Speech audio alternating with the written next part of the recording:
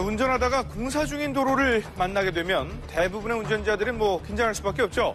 아무래도 일반 도로와 달리 공사 중인 도로에는 안전운전을 방해하는 위험한 요소들이 많기 때문일 텐데요. 자, 그래서 도로 위 공사 현장 지날 때 운전자들이 당연히 조심을 해야 될 텐데 취재해보니까요. 운전자만 조심한다고 될 문제가 아니었습니다. 제보자는 부모님을 모시러 가는 길이었습니다. 그런데 어디선가 날아온 의문의 물체가 자동차 앞유리를 깨뜨리고 말았습니다. 황당한 사고를 겪은 제보자를 만나서 자세한 상황을 들어봤습니다. 우측 이쪽에서 이렇게 날라와서 조수석 앞유리 쪽으로 맞았어요. 맞고 위로 튕겨서 천장을 떼굴떼굴 굴러서 없어진 것 같아요. 확인이 안 되더라고요. 맞을 때 강도가 어느 정도 됐습니까?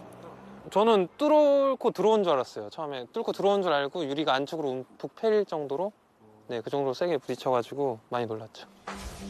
사고로 인해 차량 내부에 유리 파편이 흩어지면서 제보자는 부상을 입었다고 합니다. 도대체 차량을 향해 날아온 물건의 정체는 무엇이었을까요? 보시면 구삭기가 한번 꿀렁할 거예요. 뒤로 이렇게 해서 뭐가 철컹하고 뽑히고 이게 이제 이쪽으로 와서 이렇게 부딪히는 거죠. 그래서 보면은 여기 이 기둥 뚜껑인 것 같아요. 네. 사고 당일 현장에는 가드레일을 제거하는 작업이 한창이었습니다. 굴착기에 끈을 매달아 가드레일의 기둥을 뽑는 과정에서 뚜껑이 날아왔다는 건데요. 사실 확인을 위해 현장에 가보니 영상에서 본 것과 똑같은 형태의 가드레일 기둥 뚜껑을 찾을 수 있었습니다.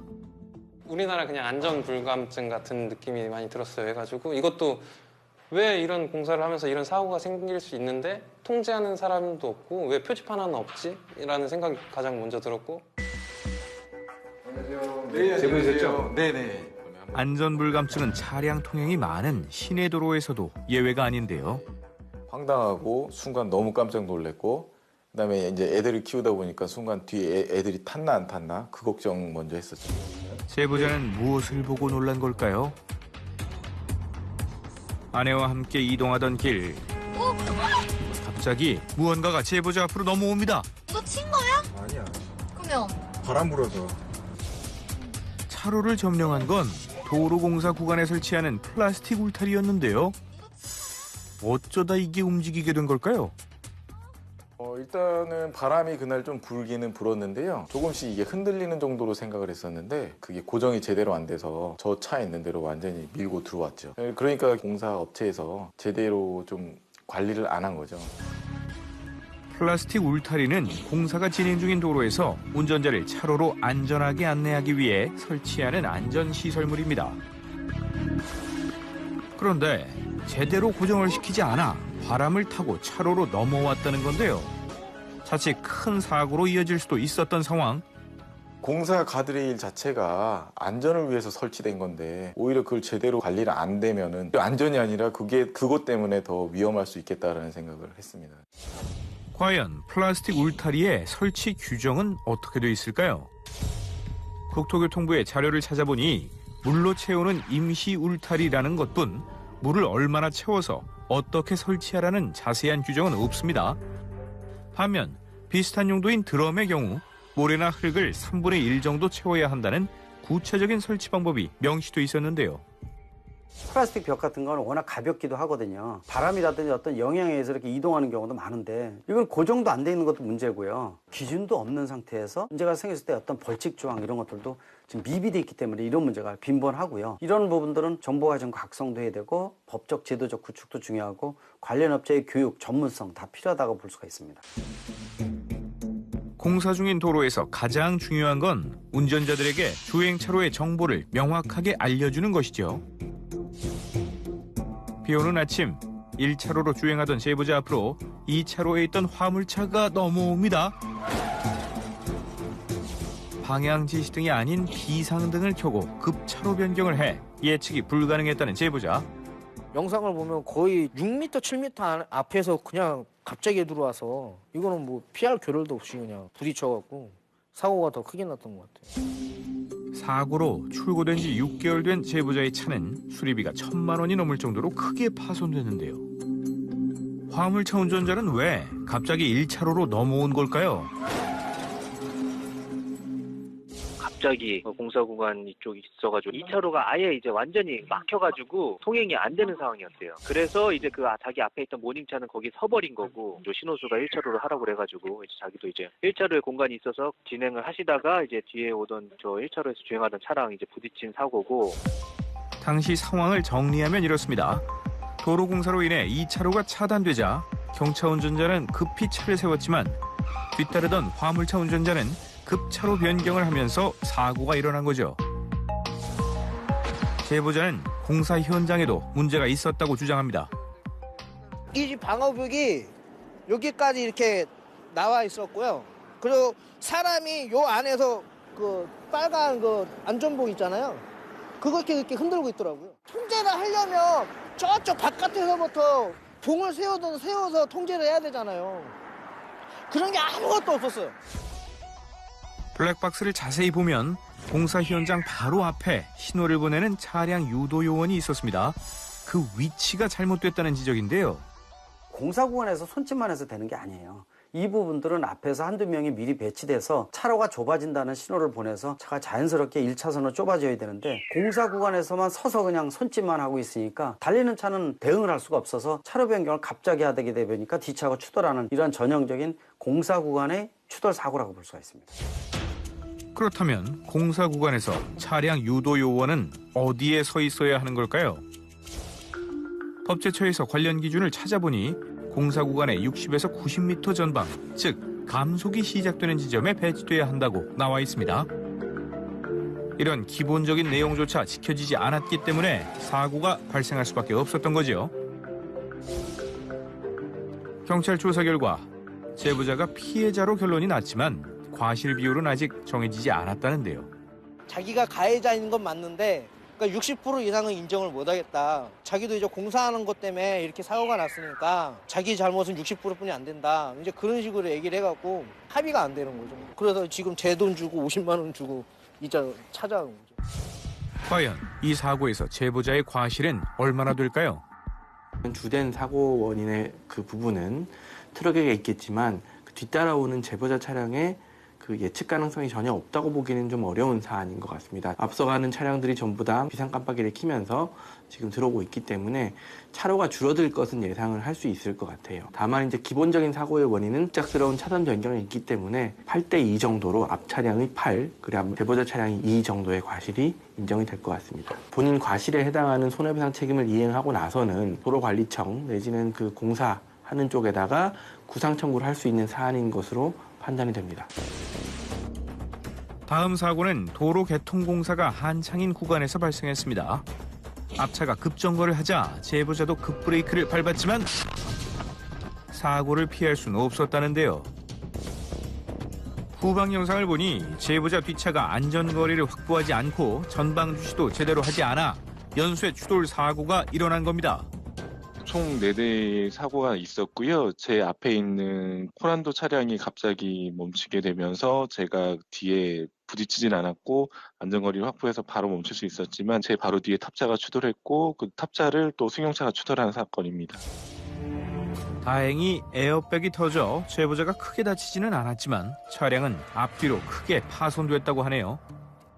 제가 급정거하고 나서 뒤에 있는 차가 추돌하면서 강하게 충격했고 제 차 같은 경우는 본네트나 앞유리까지 깨질 정도로 큰 충격이었는데 차량 수리비가 한 1,500만 원 정도가량 나왔었습니다.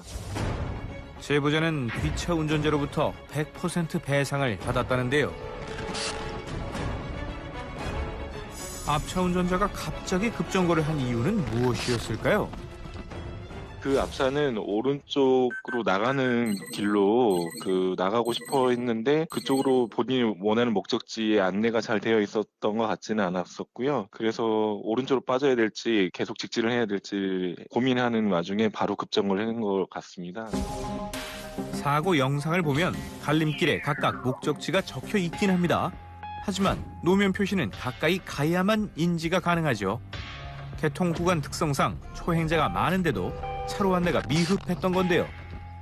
공사 구간이 처음에는 안내 부분들이 없어갖고 차량들이 급정거하는 사례가 좀 많았어요. 그래서 더 정확하게 입식 간판이나 이런 것들이 완벽하게 구비되어 있거나 표지판도 설치되어 있었다면 이번 사고는 안 일어나지 않았겠나 이렇게 생각이 듭니다.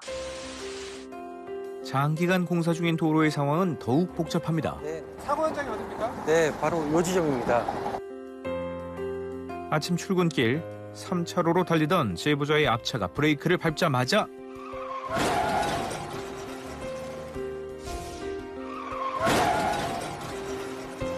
이 차로의 대형 화물차가 측면 충돌을 했습니다. 산타페 차량이 이쪽 3차선으로 오고 있었고요. 그다음에 대형 트럭이 2차선으로 오고 있었는데 저 지점 사거리에서 차선이 좀 끊기고 이쪽으로 다시 이어지는데 꼬부라져 있다 보니까 대형 트럭은 직진으로 인지해버리고 가버리고 산타페 차량은 휘어진 걸 인지하고 가고 있었는데 대형 트럭이 그 후미를 가격하게 됐습니다. 후방 영상을 보니 피해 차량은 화물차 앞에 90도로 꺾인 상태로 간신히 서 있었는데요. 운전자는 괜찮은 걸까요? 제가 차량 상태를 보고 굉장히 많이 좀 다치셨을 거라고 생각을 하고 차를 세우고 보니까 여성 운전자 분이셨는데 거의 정신을 사실 잃은 상태였었고 경찰에 신고하고 119 구급차를 불러서 상황을 봤습니다만 그래도 다행히 부딪힌 그 상황에 비해서는 많이 다치진 않으셨습니다. 그런데 제보자는 이번 사고가 화물차 운전자만의 잘못은 아니라고 합니다. 차선이 이렇게 급격하게 휘어지는데 이 안내가 없다 보니까 이쪽 차선에 오는 차는 이쪽 차선을 인지하고 오고 있다가 이쪽이 갑자기 급격히 좁아집니다. 그러므로 인해서 위축이 좀 되고 있고 반대편에서 오는 차량은 그냥 직진으로 인지하는 경우에 그 사고 위험성이 높다고 할 수 있습니다. 지하차도 공사가 한창인 사고 지점은 기형적으로 차선이 휘어지면서 우측 끝 차로가 급격히 좁아지는 구간이었는데요. 어디에서도 차로 정보를 제공하는 표지판은 찾아볼 수가 없었습니다. 안전을 무시한 채 수년간 진행된 공사로 인해 인근 주민들은 불편함을 호소하고 있었는데요. 바닥에 이제 노면 상태도 그 완전치 않은 상태에서 차선 그려져 있는 것도 그런 부분도 좀 문제가 좀 많이 헷갈려요 지금. 그러니까 차선이 자주 바뀌었어요. 요리 바뀌었다, 조리 바뀌었다. 그러니까는 차선이 많으니까 저는 여기가 빠삭한 사람임에도 불구하고 되게 위험하게 느껴져요. 지하차도를 공사하는 관계자들은 이런 사실을 인지하고 있을까요? 저희들도 어쨌든 신호수를 배치를 해서 차선을 유도하고 하는 거 이런 것들마다 좀 더 신경 써서 해야 되겠죠. 표지판이 필요하다고 하면 저희들이 추가 설치할 수 있는 그런 의향은 있습니다. 전문가와 함께 현장을 찾았습니다. 사고 다발구역으로 전락한 이곳에 어떤 조치가 필요할까요? 공사 안내 표지하고 그다음에 또 서행이라든가 이런 걸 요구하는 안전 표지도 존재해야 되거든요. 근데 그런 표지 자체도 아예 없어요. 보면 차선을 구불구불하게 꺾어놨어요. 저거를 왜 저렇게 꺾어놓냐 이거죠. 차가 가다가 갑자기 각을 이루면서 이동되는 경우는 거의 없거든요. 그러면은 긴 차가 다니면은요, 저기서는 반드시 그 내륜차라는 게 형성이 돼가지고 차로를 정상적으로 유지하고 진행을 못해요. 저런 구간에서는 반드시 곡선형으로 만들어줘야 되거든요. 근데 여기는 지금 차선 유도 자체가 완전히 잘못되어 있는 거죠. 여기서 끝이 아닙니다. 지하 작업을 위해 임시로 덮어놓은 복공판 역시 사고 위험을 키우는 복병이라는데요. 지금 이런 구간 같은 경우도 여기서 보면 햇빛에 딱 비추면 여기 반사가 되잖아요. 운전자 입장에서는 잃어버리면 차선이 안 보여요. 그러면 이 반사되는 불빛 때문에 안 보이면 이거는 심각한 문제가 되는 거죠. 차선이 안 보이면 그대로 반드시 갈 수밖에 없는 거죠. 그러면 남의 차로 침범해가지고 가는 그런 요소가 형성이 되는 거죠. 재작년에 공사 중인 도로에서 발생한 교통사고만 무려 716건, 무려 25명이 목숨을 잃었습니다. 특히 공사가 진행 중인 고속도로의 경우 일반 고속도로에 비해 치사율이 3배가 넘습니다. 시야가 제한적인 야간에 고속도로에서 이루어지는 공사는 운전자들에게 더욱 치명적인데요.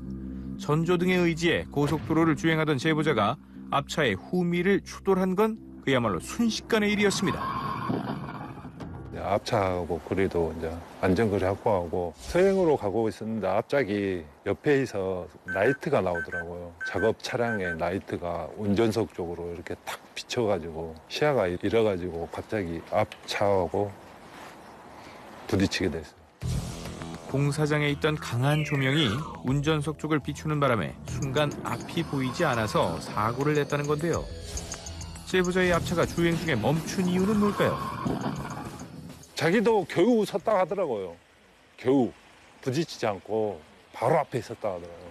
앞차도 안 보였겠네요. 그러죠. 버스에도 버스가 지장을 받았으니까 쓴 것 같아요. 그러고 나서 그레인저 섰고 그다음에 SM7이 섰는데 내가 세븐을 뒤에 호미를 박은 거죠. 이 사고로 인해 제보자의 차는 폐차하게 됐고 앞차 운전자의 치료비 등 1,200만 원가량의 손해를 봤다고 합니다. 뭐 제가 개인적으로 좀 잘못해서 사고 났으면 제가 개인적으로 전액 부담을 하겠는데 라이트 때문에 사고 났다고 나는 생각을 해요.